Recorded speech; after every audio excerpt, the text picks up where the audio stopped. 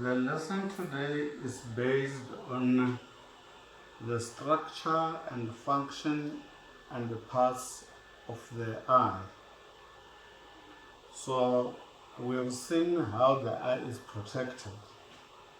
Now if you look at the diagram here, you could see how the eye is shaped, and you could see that it is surrounded by three types of layers, namely the sclera, the choroid, and the retina. And when we come to sclera, sclera is a white outer layer of the eye, and sclera is a tough, non-elastic structure. And this sclera, when it comes to the front part, it forms the cornea. It forms the cornea, and this cornea is transparent, and the cornea it receives the light from the outside. Now when we come to the functions of the sclera, we're going to find that as the outer layer, it is responsible to protect the inner tissues, or the inner layers, or the inner parts. And because it is tough, it is responsible to maintain the shape of the eyeball. And the other thing, the cornea in front allows the light to enter into the eye. And the same cornea is responsible for refraction of the light. Now, coming to the choroid. Choroid is the middle layer of the eye. And this choroid consists of the photoreceptors. By photoreceptors, we mean the cones and the rods. So these cones and rods, they are responsible for looking in dim light and in bright light. Now let's come to the rods.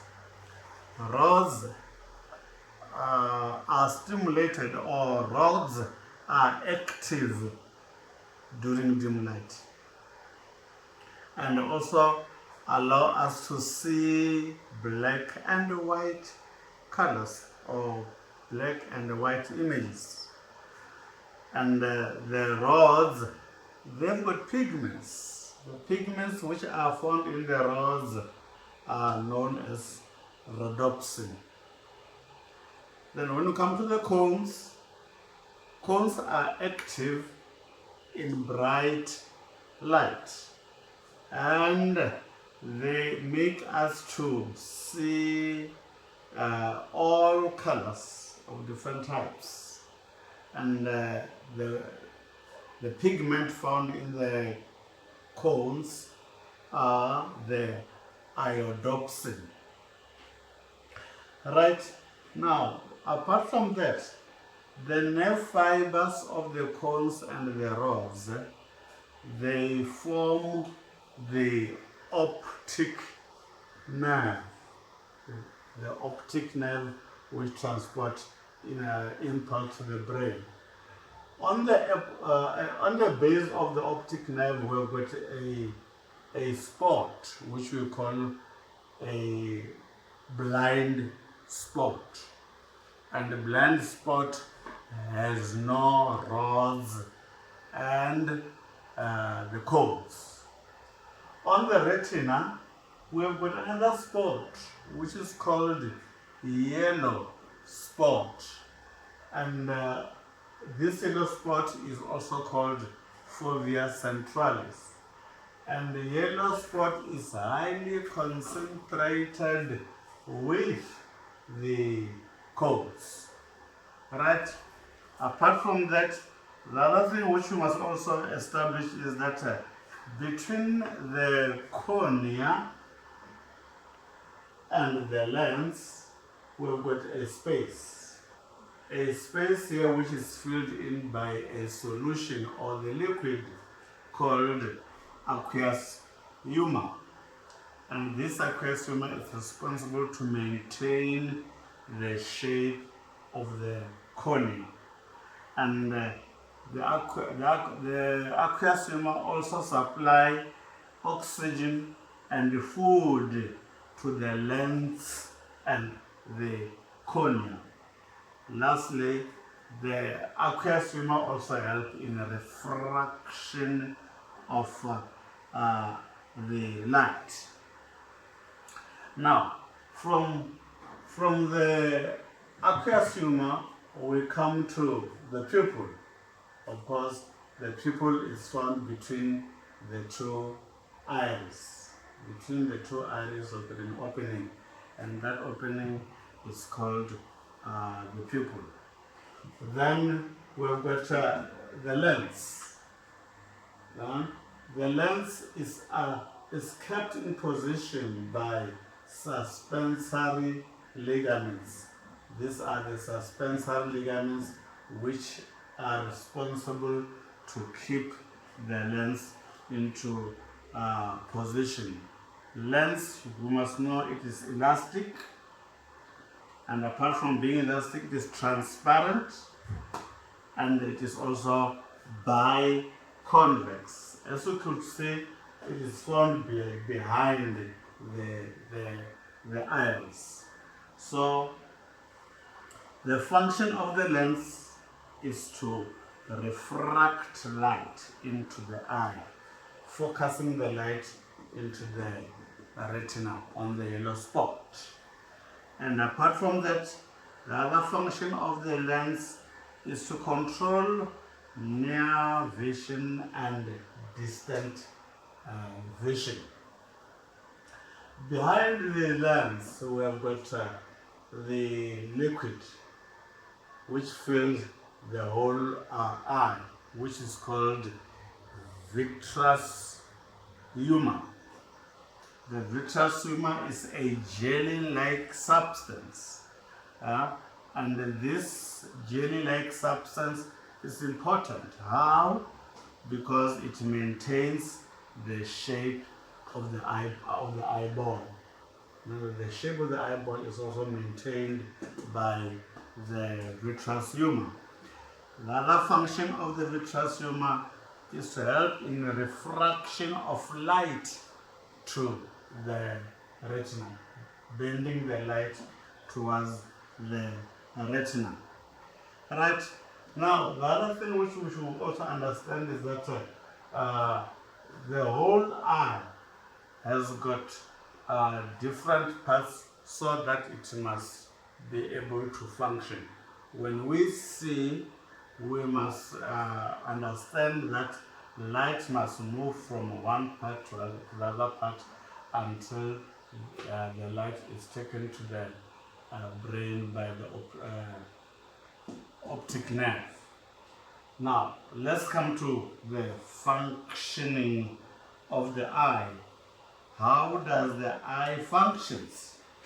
As I've said, we must know these eye parts so that we must be able to explain how the eye functions.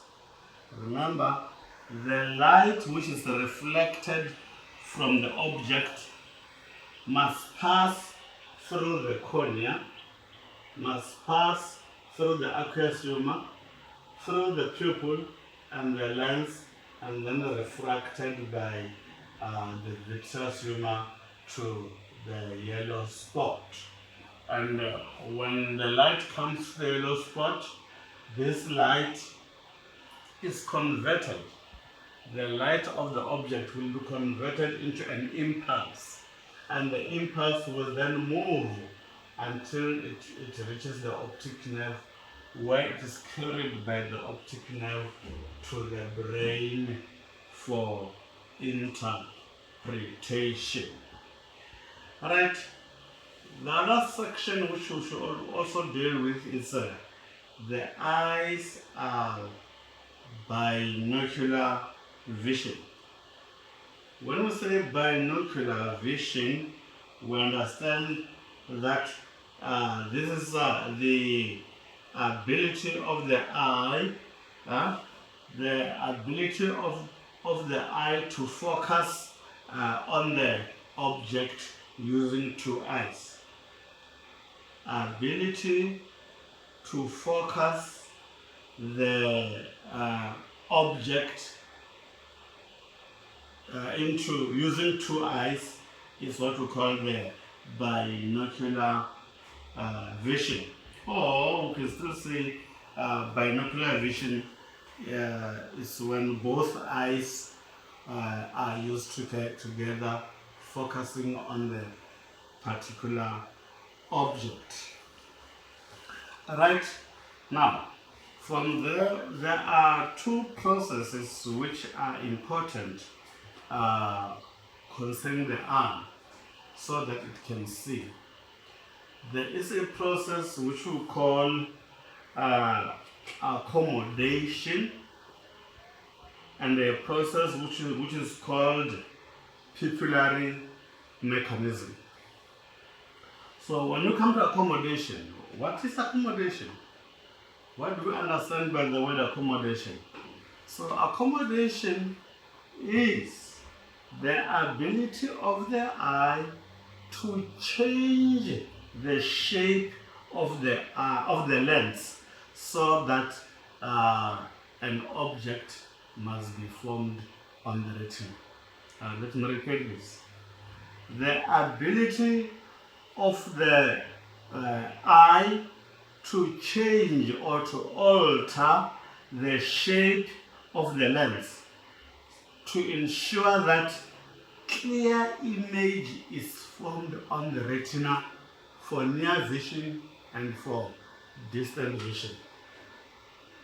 Now, this process called accommodation is subdivided into two sections, namely vision for near objects and vision for distant objects. So let us now see how the eye sees things which are near vision. So for near vision is any distance which is less than 6 meters. Right? Any distance less than 6 meters is near. So how does the eye see the object when the object is near? So what we should understand is that we said we've got the ciliary muscles and the ciliary body. So that's why we're going to say that the ciliary muscles will contract. When the ciliary muscles contract, what will happen? The suspensory ligaments will slack or will be slackened, will be loose. Then from there, we're going to find that the tension on the lens must decrease. Let me repeat this. I'm saying for the eye to see an object near, which is near, the ciliary muscles will contract and the suspensory ligaments will be slackened or become slackened, and the tension on the lens will decrease. And when the tension of the on the lens decreases, then the lens becomes more convex. The lens becomes more convex. And when the lens is more convex, then the refractive power of the lens will increase. And when the refractive power of the lens increases, That's where we find that a clear image for object which is near is formed on the retina or on the yellow spot. That is the process of near vision. Now, the process of distant vision, that's where we're going to find that the ciliary muscles this time relax for distant vision. Ciliary muscles will relax, and the suspensory ligaments become taut. The suspensory ligaments become taut, and as a result, the tension of the lens will increase. And when the tension of the lens increases, the lens becomes less convex. The lens becomes what? Less convex, which makes the refractive power of the lens to decrease. When the refractive power of the lens decreases, it means that a clear image for distant object will be formed on the retina, on the yellow spot. Those are the two processes of vision in eye: the near vision and the distant vision. Then please make sure that you also learn the diagrams for these two processes. It's important for exams. Then the other thing which you should also look at is the pupillary mechanism. The pupillary mechanism. Remember, this is the change of the pupil. That's also a pupillary mechanism. So what is pupillary mechanism? Is the process whereby the size or the diameter of the pupil is changed to control the amount of light entering into the eye. And let me repeat this. Pupillary mechanism is the process. What type of process? The process where we find that the diameter or the size of the pupil is changed as in order to control the amount of light which enter into the eye. Which means that if the pupil is small, then less light will enter into the eye. And if the pupil is large, it means that more light will enter into the eye. This process is also subdivided into two vision. The process of pupillary mechanism work under dim light and also work under bright light. Pupillary mechanism in dim light and pupillary mechanism in bright light. Now, let us look what happens during bright light. When the light is bright, when light intensity is bright, remember the iris, they're the ones which control the size of the pupil. So this iris has got two types of muscles, namely the sicula muscles and the radial muscles. Sicula muscles and radial muscles are found on the iris. So when the light, the brightness of the light is there, we're going to find that in bright light, what happens? The sicula muscles contract. The sicula muscles will contract. That is when the light is bright. When the sicula muscles contracts, the radial muscles will relax. And when the radial muscles relax, what will happen? The pupil will become small. The pupil will constrict. The pupil will become small. So that's if when the pupil is small, less light will enter into the eye. Let me repeat this. In bright light, circular muscles of the iris will contract. Two, the radial muscles of the iris will relax. Three, the pupil becomes small, or the pupil constrict. When the pupil is small, what happens? Less light will enter into the eye. Right, lastly, is in dim light. What happens to the eye in dim light? The radial muscles will contract. The radial muscles will contract. Then circular muscles will relax. And when the circular muscle relaxes, what will happen? The pupil will dilate, will become bigger. And when the pupil is bigger, it means that more light will enter into the eye for vision. So these are the processes which are found in the eye. Two processes in accommodation, that is distant vision and near vision. Two processes in pupillary mechanism, that is in dim light and in bright light. Thank you.